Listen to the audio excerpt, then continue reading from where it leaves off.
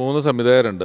ശരിക്ക് ഈ മുൻമാതൃകകളില്ല. നമുക്ക് റെഫറൻസ് എടുക്കാൻ പറ്റാത്ത കഥാപാത്രങ്ങൾ ഒരു വലിയ പാടല്ലേ ചെയ്യുന്നത്? തീർച്ചയായിട്ടും. അല്ലേ? നമ്മളൊരു സിനിമ ചെയ്യുമ്പോൾ ആണ് നമുക്ക് സമൂഹത്തിൽ കണ്ട ഒരാളെ ചെയ്യാൻ എങ്ങനെയെങ്കിലും പറ്റും. അതിപ്പോ ജഗദീഷ് പറഞ്ഞില്ലേ, ഈ പ്രതിഭ എന്ന് പറഞ്ഞില്ലേ, അദ്ദേഹം എന്നെങ്കിലും എൻ്റെ 7 സിനിമയിൽ അഭിനയിച്ചിട്ടുണ്ട്. ഒരിക്കൽ പോലും സ്ക്രിപ്റ്റ് നേരത്തെ വായിച്ച് അല്ലെങ്കിൽ മേടിച്ച് എൻ്റെ കഥാപാത്രം എന്താണ്, അതിനെന്താണ് ഞാനൊരു ഒന്നുമില്ല. ലൊക്കേഷനിലേക്ക് വരുമ്പോൾ നമുക്ക് റിഹേഴ്സൽ നോക്കാമെന്ന് പറയുമ്പോഴായിരിക്കും ചിലപ്പോൾ സ്ക്രിപ്റ്റ് വായിക്കുന്നത്. പക്ഷേ ആ കഥാപാത്രത്തെ ഉൾക്കൊള്ളുന്നത്, അതാണ് പ്രതിഭ എന്ന് പറയുന്നത്. ശരി, മറ്റൊരു പ്രധാനപ്പെട്ട ഇതെന്ന് പറഞ്ഞാൽ പ്രോംപ്റ്റിംഗ് ഇല്ല. പ്രോംപ്റ്റിംഗ് വേണ്ട. കൃത്യമായി ഇത് കൃത്യമായിട്ട് ഇപ്പോൾ പഠിക്കുന്നതാണ്. അസിസ്റ്റന്റ് ഡയറക്ടറോട് മേടിച്ച് നോക്കി പഠിച്ചതിന് ശേഷം കൃത്യമായി അങ്ങോട്ട് പറഞ്ഞു. ഇനി അതിനകത്ത് പിന്നെ അല്ലെങ്കിൽ പക്ഷേ എന്നൊരു വാക്കുണ്ടെന്ന് വെച്ചോളാം. എവിടെയെങ്കിലും കുഴപ്പം പിടിച്ചൊരു സ്ഥലത്ത് അത് മാത്രം അസോസിയേറ്റിനോട് പറയും, ആ പിന്നെ ഒന്ന് ഇട്ടേക്കണേ. ആ പിന്നെ കിട്ടിയാൽ ബാക്കി ഫുള്ള് പറയും. അത് എഴുത്തുകാരൻ എഴുതിയതിനേക്കാൾ മനോഹരമായിട്ട് അതെ പറയുകയും ചെയ്യും. അതിലെ ഏറ്റവും വലിയൊരു ഉദാഹരണം സാറിന് ചിലപ്പോൾ ഓർമ്മയുണ്ടാവും, ദില്ലിവാല. ആ. ദില്ലിവാലയിൽ ഒരു ഡയലോഗ് ഞാൻ എഴുതിയത്, ഒരു പൂ ചോദിച്ചു, ഒരു പൂക്കാലം നീ എനിക്ക് തന്നു. ഇതിന് എങ്ങനെയാണിത് പറയേണ്ടതെന്ന് എനിക്കറിഞ്ഞൂടാ സത്യത്തിൽ. കാരണം ഇത് പറഞ്ഞു കഴിഞ്ഞാൽ വീട്ടുകാർക്ക് തോന്നണം ഇയാൾക്ക് വട്ടാണ്.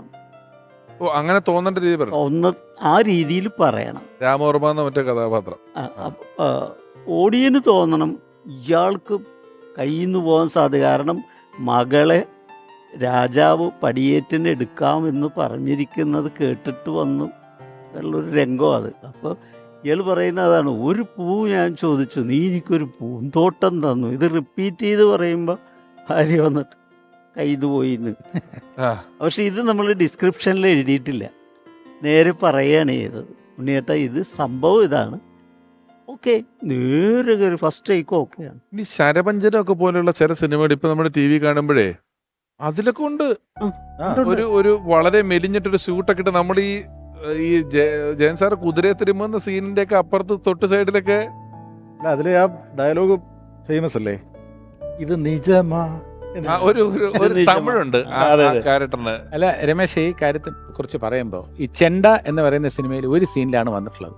വിൻസെന്റ് മാഷ്, ഹരിഹരൻ സാർ എന്നൊക്കെ പറഞ്ഞാൽ ഇവർ ഒരു സീൻ കണ്ടാൽ തന്നെ ഒരു ആക്ടറുടെ പൊട്ടൻഷ്യൽ എന്തെന്ന് മനസ്സിലാക്കും. വിൻസെന്റ് സാർ ഒരുപാട് പടത്തിൽ റിപ്പീറ്റ് ചെയ്തിട്ടുണ്ട് ഒടുവിലാശാനെ. ഹരിഹരൻ സാറിന്റെ ഒട്ടുമുക്കാൽ പടങ്ങളിലുണ്ട് വന്നിട്ടുണ്ട്. അതെ അതെ, ഒരിക്കൽ ഒടുവിലാശാനെ ഇട്ടാൽ ഇപ്പൊ സേനൻ തുടരെ റിപ്പീറ്റ് ചെയ്തു. അതെ അതെ, തോമസിന്റെ എത്രയോ പടങ്ങളിലുണ്ട്, റാഫി മെക്കാട്ടിൻ ചിത്രങ്ങളിൽ ഒടുവിലാശൻ, ഞങ്ങളെപ്പോഴും സത്യനന്ദിക്കാട് ചിത്രങ്ങളിൽ. സത്യനന്ദിക്കാട് കാസ്റ്റ് ചെയ്താൽ പിന്നെ പെർമനന്റ് ആണ്. പിന്നെ പെർമനന്റ് ആണ്, വേറെ പ്രശ്നമൊന്നും ഒതുക്കുന്നില്ല. അത്രയ്ക്ക് ഒരു സംവിധായകൻ ഒരിക്കൽ കാസ്റ്റ് ചെയ്ത് കഴിഞ്ഞാൽ പിന്നെ തുടരെ സാന്നിധ്യം ഭയങ്കര. അതാണ് വേറെ ഒരാളെ നമുക്ക് കാസ്റ്റ് ചെയ്യാൻ തോന്നൂല. അതെ, ആ കാര്യത്തിൽ അത് കറക്റ്റ്. പശു എന്ന് വിളിച്ചോണ്ട് വന്നില്ലേ, പൊന്മുട്ടയിടുന്ന താറാവിലെ പാപ്പി, പൊന്മുട്ടയിടുന്ന താറാവിലെ പാപ്പി എന്ന് പറയുന്ന കഥാപാത്രം. പിന്നെ ഇപ്പൊ ഈ ഇടയ്ക്ക് ഞാൻ ഇന്റർനെറ്റില് മറ്റേ കണ്ടപ്പോൾ, നമ്മൾ അന്നൊന്നും സിനിമ കാണുമ്പോൾ അങ്ങനെ ഒരു കാഴ്ചയിലില്ലല്ലോ, നമ്മൾ അത്ര സൂക്ഷ്മമായ കാഴ്ചകളില്ല. അല്ലെങ്കിൽ തന്നെ ഒരാൾ പറഞ്ഞ ശേഷം കാണുന്ന ഒരു സീൻ ഇതേ നമ്മുടെ, എനിക്ക് തോന്നുന്നു സന്ദേശത്തിലാന്ന് തോന്നുന്നു. അതായത് ഒടുവിൽ സാർ ചിരിച്ചോണ്ടിരിക്കുമ്പം പെട്ടെന്ന് ആരോ ചീത്ത വിളിക്കുമ്പോൾ മുഖത്ത് തടവുമ്പോൾ ഫുൾ എക്സ്പ്രഷൻ മാറി മോർഫിങ്. അത് സന്ദേശം എന്ന് പറയുന്ന ചിത്രത്തില് സിദ്ദിഖ് ഒന്ന് വീഴുന്നുണ്ട്, താഴെ വീഴുന്നുണ്ട്. അപ്പൊ സിദ്ദിഖ് താഴെ വീഴുമ്പോൾ, അഗ്രികൾച്ചറൽ ഓഫീസറാണ് സിദ്ദിഖ്. അപ്പൊ ഈ താഴെ വീഴുന്നത് പിന്നെ സിദ്ദിഖ് ഈ ഒടുവിലാശാൻ ചിരിക്കുന്നത് കാണാൻ പാടില്ല. അപ്പൊ പുള്ളിക്ക് ചിരി വരുന്നുണ്ട്. അപ്പൊ അതെങ്ങനെ കുറഞ്ഞു പെട്ടെന്ന് എടുത്ത് മാറ്റി വെക്കുകയാണ്. അത് സത്യനന്ദിക്കാട് സാറോ മറ്റൊരു ഇന്റർവ്യൂവിൽ പറഞ്ഞപ്പോഴാണ് ഉണ്ണിയേട്ടന്റെ സ്നേഹം അപകടമാകുന്നൊരു സാഹചര്യമുണ്ട്. നേരത്തെ പറഞ്ഞില്ലേ, ഒരു സീൻ അഭിനയിച്ചിട്ട് ഡബ് ചെയ്യാൻ 12 ദിവസം അവിടെ കിടന്നു എന്ന് പറഞ്ഞില്ലേ. അപ്പോൾ ഇപ്പോൾ എൻ്റെ സിനിമയ്ക്കാണ് വരുന്നത് വെച്ചോളാം, എൻ്റെ സീൻസ് പുള്ളിയുടെ കഴിഞ്ഞു, 10-40 സീൻ ഉണ്ടായിരുന്നാലും കഴിഞ്ഞു, പോവില്ല പോകാൻ ഇഷ്ടമല്ല. കാരണം നമ്മളെ അങ്ങ് സ്നേഹിച്ചു പോയി. അപ്പോൾ അടുത്ത പടത്തിൻ്റെ ആൾക്കാർ ഇങ്ങനെ വരികയാണ്, വണ്ടി ഇങ്ങോട്ടൊക്കെ വന്നിങ്ങനെ നിൽക്കുകയാണ്. ഞാൻ വരാം, ഞാൻ വന്നോളാം. അവസാനം ജയറാമും ഞാനും ഒക്കെ കയറ്റി വിട്ടിട്ടുണ്ട്, ഒന്ന് പോന്ന് പറഞ്ഞിട്ട് കയറ്റി. അത് സ്നേഹം അപകടമാകുന്ന ഒരു സാഹചര്യം, അത്രയും സ്നേഹമാണ്. ഞാനും ജോസ് തോമസും ഞങ്ങൾ വുഡ്ലാൻഡ്സ് ഹോട്ടലിൽ താമസിക്കുമ്പോൾ ഒടുവിലാശാനും കുറേ ദിവസം അവിടെ താമസിക്കും, ഓർമ്മയുണ്ടല്ലോ. അപ്പോൾ ഇവിടെ ഒടുവിലാശാൻ്റെ റൂമിൽ ഞങ്ങൾ പോകുമ്പോൾ അന്ന് ഒടുവിലാശാൻ്റെ പ്രത്യേകത എന്ന് പറഞ്ഞിരുന്നാൽ നോൺ AC സിംഗിൾ റൂമാണ് ആ വുഡ്ലാൻഡ്സിൻ്റെ സൈഡ്. AC പറ്റിയില്ല. അപ്പോൾ താഴത്തെ സിംഗിൾ AC റൂമിലാണ് ഞാൻ താമസിക്കുന്നത്. അപ്പോൾ എന്നെ മുകളിലേക്ക് വിളിക്കും. അപ്പോൾ ജോസും കൂടെ ചെന്നിട്ട് അവിടെ ഇരിക്കുമ്പോൾ പുള്ളിക്ക് പാട്ട് പാടണം. പാട്ട് പാടുമ്പോഴുള്ള പ്രശ്നം എന്ന് വെച്ചാൽ തൊട്ടപ്പുറത്ത് സവേര ഹോട്ടലാണ്. ഈ ഹോട്ടലിൽ കാർ പാർക്കിങ്ങിന്റെ അനൗൺസ്മെന്റ് ഉണ്ട്. പുള്ളി പാടാൻ തുടങ്ങുമ്പോൾ MLC 3495 പുള്ളി ചാടി എഴുന്നേക്കും. അവരെ ഇവിടുന്ന് വിളിച്ചിട്ട് എന്നടാ പണ്ടേ മൈക്ക് വിളിച്ച് പറയും. നമ്മൾ പറയും ഇത് അവരുടെ ഡ്യൂട്ടി അല്ലേ, അത് പാട്ട് പാടുകയാണ്, അത് അവന്മാര് മനസ്സിലാക്കണം. ഞാൻ ഇത് അവരെങ്ങനെ മനസ്സിലാക്കി? ഈ ചില നർമ്മങ്ങൾ ഇപ്പൊ പറഞ്ഞൊരു ഹൈ ഹൈ എന്നൊക്കെ പറയുന്നതിനകത്ത് വളരെ ഗൗരവമായിട്ട് ചില നർമ്മങ്ങളുണ്ട്. അതായത് നാടോടിക്കാറ്റിലാണോ പട്ടണപ്രവേശത്തിലാണോന്നറിയില്ല, ആഭ്യന്തരമന്ത്രിയാണ്. ആ എനിക്കറിയാം, അത് പട്ടണപ്രവേശം. അതിനകത്ത് ശ്രീനിവാസൻ ഒരു തെളിവുമായിട്ട് ചെല്ലും. തെളിവ് കിട്ടിയിട്ടുണ്ട്, ഒരു ഷൂസ് കാണിക്കും. ഉടൻ തന്നെ ഒടുവിലേശൻ ഷൂസ് എടുത്ത് നോക്കിയിട്ട് ബാറ്റാക്കാരാണോ കൊലപാതകൾ? തുമ്പ് പുള്ളിക്ക് ജീവിതത്തിൽ ഏറ്റവും കൂടുതൽ സ്ട്രെയിൻ എടുത്ത് ചെയ്തിട്ടുള്ള ഒരു സംഭവമുണ്ട്. അതിന്റെ സംവിധായകനാണ് ജോസ് തോമസ്, മാട്ടുപ്പെട്ടി മച്ചാൻ, പ്രഭാകര പ്രഭു. അതില് തിരുവനന്തപുരം ഭാഷ അമ്പിളിച്ചേട്ടൻ്റെ കൂടെ മത്സരിക്കാന്ന് പറഞ്ഞാൽ തിരുവനന്തപുരം ഭാഷ അരച്ച് കലക്കി കുളിച്ചിട്ടുള്ള ആളാണ് അമ്പിളിച്ചേട്ടൻ. എല്ലാം നമ്മള് പോതരവ് എന്നൊക്കെ പറയുന്ന സംഭവങ്ങൾ അധികം എന്തൊരു പോതരവ് കാണുമ്പോ തന്നെ എന്റെ അമ്മച്ചി എന്തൊരു ഭംഗി എന്നൊക്കെ പറഞ്ഞിട്ട് കണ്ണൊക്കെ ഉരുട്ടി അമ്പിളിച്ചേട്ടൻ ഇത് കാണിക്കുമ്പോൾ അതിന്റെ കൂടെ ഈക്വലായിട്ട് 1 ഇഞ്ച് പോലും താഴാത്ത രീതിയിൽ തിരുവനന്തപുരം ഭാഷ പിടിച്ചു എന്ന് ഒടുവില്ല. അന്നത്തെ കാലത്ത് ഇപ്പൊ ഈ ഉണ്ണിയേട്ടനുമായിട്ട് ഭയങ്കര ആത്മബന്ധം എന്ന് പറയില്ലേ. അപ്പൊ നമ്മളൊരു സിനിമ ആലോചിക്കുമ്പോൾ തന്നെ ഉണ്ണിയേട്ടാ ഒരു സിനിമയുണ്ട് അടുത്ത മാസമാണെന്ന് പറഞ്ഞാൽ പോലും ഞാനുണ്ട്, റെഡിയാണ്. അത് ആ ബന്ധത്തിൻ്റെ. അപ്പം ഇങ്ങനെ ഒരു സബ്ജക്റ്റ് വന്നു കഴിഞ്ഞപ്പോൾ അമ്പിളിച്ചേട്ടൻ ഓക്കെ, ഒടുവിലിനെ ഇട്ടാൽ ഇത് ഒട്ടും ശരിയാവില്ല. ഞങ്ങളങ്ങ് തീരുമാനിച്ചു. ഉദയൻ്റെയും സിബിയുടെയും 2ാമത്തെ സ്ക്രിപ്റ്റാണ്. ഞങ്ങൾ തീരുമാനിച്ചു ഉണ്ണിയേട്ടൻ വേണ്ട, വിളിച്ച് പറയാം ഉണ്ണിയേട്ടാ ബുദ്ധിമുട്ടാവുമെന്ന് പറയാം. ഓൾറെഡി വാക്കും കൊടുത്തു. അപ്പം ഞാൻ വിളിച്ചു ഉണ്ണിയേട്ടാ ചെറിയ പ്രശ്നമുണ്ട്, ട്രിവാൻഡ്രം സ്ലാങ്ങാണ്, അമ്പിളിച്ചേട്ടനാണ് ഓപ്പോസിറ്റ് നിൽക്കുന്നത്, അതിന് അത് ഉണ്ണിയേട്ടനത് ബുദ്ധിമുട്ടാകും എന്ന് ഇയാളോട് ആരാ പറഞ്ഞു? അല്ല ഞാൻ ചെയ്യും, വരുന്നു. യാതൊരു പ്രാക്ടീസ് നമ്മൾ ഇപ്പോഴൊക്കെ ആണെങ്കിൽ ഒരുപാട് ട്രെയിനിങ് കൊടുത്ത് അങ്ങനൊന്നുമില്ല, എടുത്തങ്ങ് പറയുകയാണ് ആ ചേവല കൂതറ എന്നൊക്കെ പറഞ്ഞിട്ട് മനസ്സിൽ ഒരു തയ്യാറെടുപ്പ് നടത്തിയിരിക്കും. കോച്ചിങ് ഒന്നും വാങ്ങിച്ചിട്ടില്ല. പിന്നെ ചെറിയ സാധനങ്ങൾ അമ്പിളിച്ചേട്ടൻ കറക്റ്റ് ചെയ്ത് കൊടുക്കും. അതെ എന്തെങ്കിലും അതില് വലിക്കുന്നൊക്കെ ഇങ്ങനെ ഈ ഇരുത്തി സിഗരറ്റ് വലിക്കുക, ഇത് സഫാരി സൂട്ടും കൂളിംഗ് ഗ്ലാസും ഒക്കെ ഇട്ടിട്ട് അച്ഛൻ്റെ പേര് അച്ഛൻ്റെ നസീറിനോട് ചോദിക്കുന്നു. ഉണ്ടോ? അയ്യോ, അത് ഇപ്പൊ ജോഷിനെ പറഞ്ഞപ്പോൾ ആ ക്യാരക്ടർ പെട്ടെന്ന് നമ്മൾ ഒരു രീതിയിൽ കാസ്റ്റ് ചെയ്യുന്ന ഒരാളും ചിന്തിക്കാത്ത ഒരു ക്യാരക്ടറാണ് അദ്ദേഹത്തിന്. അത്രയും തിരുവനന്തപുരം ഭാഷ പറയുന്ന വേഷം. അവിടെയാണ് ആദ്യം പറഞ്ഞ പ്രതിഭയുടെ കാര്യം എന്ന് പറയുന്നത്. അതെ, ഒരു തികഞ്ഞ ആർട്ടിസ്റ്റാണ്. ഇപ്പം നമ്മൾ നേരത്തെ പഴയ വിൻസെന്റ് മാഷിന്റെ പടത്തിലൊക്കെ പറഞ്ഞിട്ടുണ്ട്. ആ സിനിമകളൊക്കെ നോക്കുമ്പോൾ അന്നത്തെ കാലത്ത് നാടകത്തിൽ നിന്ന് വന്ന ഒരു നടനാണ്. പക്ഷെ എന്തെങ്കിലും ഒരു നാടകത്തിന്റെ അംശം സ്ക്രീനിൽ കാണിച്ചിട്ടുണ്ട്. നാച്ചുറലായിട്ട് അഭിനയിക്കുന്ന ജസ്റ്റ് ബിഹേവ് ചെയ്യുള്ളൂ. നാടകത്തിൽ എന്ന് പറഞ്ഞാൽ പക്ക കമേഴ്സ്യൽ നാടകം. കലാനിലയത്തിൽ 4 വർഷം അഭിനയിച്ചിട്ടാണ് പിന്നീട് KPSC വരുന്നത്. KPSC കുറച്ചു കാലം, അതിനുശേഷമാണ് സിനിമയിൽ ചെറിയ വേഷം. പിന്നെ എനിക്ക് കിട്ടിയ ഏറ്റവും വലിയ ഭാഗ്യം എന്ന് പറയുന്നത് പൂരം എന്ന് പറയുന്ന സിനിമയിൽ അത് നൈറ്റാണ് കൂടുതൽ ഷൂട്ടിംഗ്. നെടുമുടി വേണുചേട്ടൻ സംവിധായകൻ. ഈ നൈറ്റ് ഷൂട്ടിംഗ് കഴിഞ്ഞിട്ട് എനിക്കും ഉണ്ണിയേട്ടനും ഒരു കോമൺ ആയിട്ടുള്ള ഒരു കാര്യമുണ്ട്. എനിക്ക് നൈറ്റ് കഴിഞ്ഞിരുന്നാലും പകലധികം ഞാൻ കിടന്നുറങ്ങാറില്ല. ഓടിപ്പോയാൽ ഒരു 8 മണി 9 മണി കഴിഞ്ഞാൽ പിന്നെ വൈകുന്നേരം വരെ ഫ്രീ ആണ്.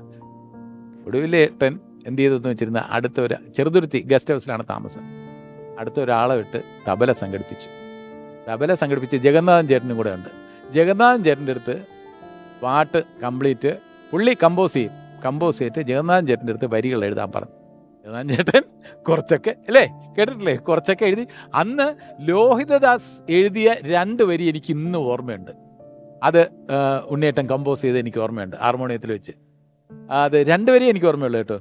ആര്യമാവിനെ സ്നേഹിച്ച പൂവേ സൂര്യകാന്തി പൂവേ, ആര്യമാവിനെ സ്നേഹിച്ച പൂവേ സൂര്യകാന്തി പൂവേ. ഇത്രയും അന്ന് കമ്പോസ് ചെയ്തതിൻ്റെ ഓർമ്മയാണ് ഞാൻ പറയുന്നത്. മാത്രമല്ല പിന്നെ പുള്ളി ഒരു വലിയ MGRന്റെ ഫാനായിരുന്നു, അറിയാമോ അത്? ഇല്ല, അതും അറിയില്ല, ഇപ്പൊ പറഞ്ഞൊന്നും അറിയത്തില്ല.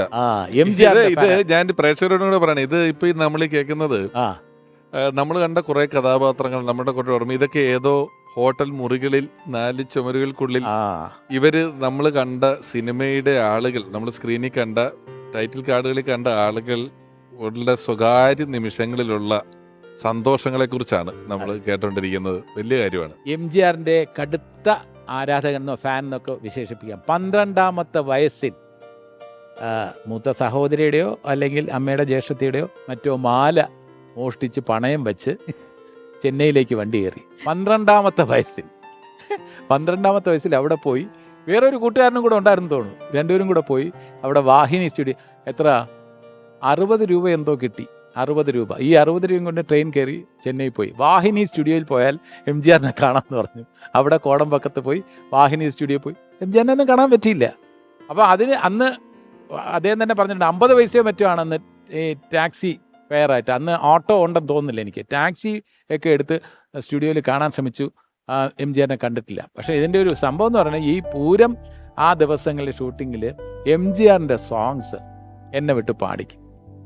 ഹാർമോണിയുണ്ട്, തബലയുണ്ട്. ഇപ്പൊ വേറെ കൂട്ടുകാർ, പുള്ളി എവിടെ ചെന്നാലും മാലയോഗം സമയത്ത് അറിയാമല്ലോ, ആറ്റിങ്ങലിലെ ഹോട്ടലില് കൂട്ടുകാരിങ്ങ് വരും.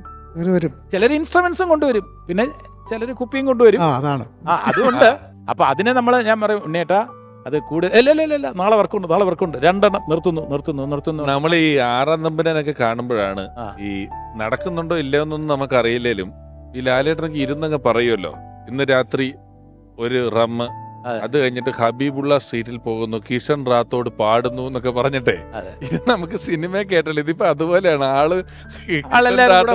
രാവിലെ ഇവിടെ ചെറുതുരുത്തി ഗസ്റ്റ് ഹൗസിൽ പിന്നെ ഗാനങ്ങളാണ്. MGR സോങ്സിന് എന്നെ വിട്ട് പാടിക്കും. ഞാൻ ഓർത്തെടുത്ത് ചില പാട്ടുകളൊക്കെ പാടും. പുള്ളി അത് ഹാർമോണിയം കൂടെ വായിക്കുമ്പോൾ എനിക്ക് തന്നെ ഒരു കോൺഫിഡൻസ് തോന്നും. പാട്ട് എത്രത്തോളം നീതി പുലർത്തിയെന്നൊന്നും എനിക്കറിയില്ല, പക്ഷെ ഉണ്ണിയോട്ട് ഓക്കെ എന്നൊക്കെ പറയും. கல்யாண நாள் பார்க்க சொல்லலாமா, நாம் கையோடு கை சேர்த்து கொள்ளலாமா, செல்லாத இடம் பார்த்து செல்லலாமா, சிந்தாமல் சிதறாமல் அள்ளலாமா, கல்யாண நாள் பார்க்க சொல்லலாமா, நாம் கையோடு கை சேர்த்து கொள்ளலாமா, செல்லாத இடம் பார்த்து செல்லலாமா, சிந்தாமல் சிதறாமல் அள்ளலாமா, கல்யாண நாள் பார்க்க சொல்லலாமா, நாம் கையோடு கை சேர்த்து கொள்ளலாமா. സൂപ്പർ. പാട്ടിനിടയിൽ ഒരിക്കലും സ്ക്രിപ്റ്റിൽ എഴുതാൻ സാധ്യതയില്ലാത്തൊരു സാധനം കണ്ട് അത് എവിടുന്ന് വന്നാന്ന് അറിയാൻ വേണ്ടി, ഇനി മേലെപ്പറമ്പിലാണ് വീട്ടില് ഈ വിനു ചക്രവർത്തി വന്നിട്ട് നീങ്ക നല്ല പാടുവേതൊക്കെ പറഞ്ഞ് പാടാൻ പറയുമ്പം ചേരാൻ മടക്കി കുത്തും. അപ്പൊ നീ അടിക്കാൻ പോവാണോന്ന് ചോദിക്കുന്നുണ്ട്, നീ തല്ലാൻ പോവാണോ പാടാൻ പോണ, അത് എങ്ങനെ കിട്ടിയ സാധനം? അതുണ്ടായിരുന്നോ? രഘു എഴുതിയത് തന്നെയാണ്. രഘുനാഥ് പലേരിയാണല്ലോ സ്ക്രിപ്റ്റ്. അതെ, അത് എഴുതിയ ഡയലോഗ് തന്നെയാണ്. പക്ഷെ അത് അദ്ദേഹം പറഞ്ഞിരിക്കുന്ന ആ മോഡുലേഷൻ ഒരു രക്ഷയില്ലാത്തതാണ്. കാരണം ഒരാൾ പാടാൻ വേണ്ടി ഒന്ന് മടക്കി കുത്തുമ്പോ നീ അടിക്കാൻ പോകണോ എന്ന് ചോദിക്കുന്നുണ്ട്. പിന്നെ ചില സാധനങ്ങൾ എനിക്ക് തോന്നുന്നത് പിൻഗാമി എന്ന് പറയുന്ന സിനിമയിൽ അദ്ദേഹം നല്ല എണ്ണയൊക്കെ ഇട്ട് ജിംനാസ്റ്റ് ചെയ്യാണ്, ഭയങ്കര ജിംനാസ്റ്റ് ചെയ്യണം. അപ്പം ലാലേട്ടൻ ഒരു എൻഫീൽഡ് സ്റ്റാർട്ട് ചെയ്യാൻ വേണ്ടി നിൽക്കുമ്പോൾ കറക്റ്റ് എൻ്റെ പോക്കുഴലിന്റെ ബാക്കിൽ പോയി കുറേ നേരം പുള്ളി ഭയങ്കര സാധനം ഇട്ട് ഡയലോഗുകളൊക്കെ വിട്ടുകൊണ്ടിരിക്കുക. കുറേ ഡയലോഗ് വിട്ട് ആ സീൻ എൻഡില് ലാലേട്ടൻ ഇത് സ്റ്റാർട്ടാക്കി പോകുമ്പം അവിടെ മീനാമ്മയോ സുമാനിയമ്മയോ ലളിതാമ്മയോ ആരോ ഒരാൾ, ഒരു സ്ത്രീ നിൽക്കുന്നുണ്ട്. അവര് മീനാമ്മയാന്ന് തോന്നുന്നു. പെട്ടെന്ന് ഇങ്ങനെ അടിച്ച് പറയുമ്പോൾ മാറി എന്നോ അതിന്റെ പുക കൊണ്ട് വല്ലതും തെറിച്ച് പോകാൻ നിൽക്കണ്ടെന്ന് നിൽക്കുമ്പോൾ പുള്ളി ആ ഒരു റിയാക്ഷൻ ഇടുന്നുണ്ട്. ഇതിന്റെ പുക അടിച്ചിട്ട് തെറിച്ച് പോകണ്ടെന്ന് പറയുമ്പോഴേ ഇത് രസമായിട്ടാണ് അത് ചെയ്യുന്നത്. വീണപാടു ഈണമായി എന്നുള്ള പാട്ടില് എനിക്ക് ഇഷ്ടപ്പെട്ട വാർദ്ധക്യപുരാണം വളരെ ഇഷ്ടപ്പെട്ട ഒരു രംഗമുണ്ട്. ആ വയലിൻ വായിച്ചുകൊണ്ടാണ് അങ്ങനെ ആ ഫീമെയിൽ വോയിസിന് ഫീമെയിൽ വോയിസിന് ലിപ്പ് ചെയ്തുകൊണ്ട് അത് കാണിച്ചു കൊടുക്കുകയാണ്.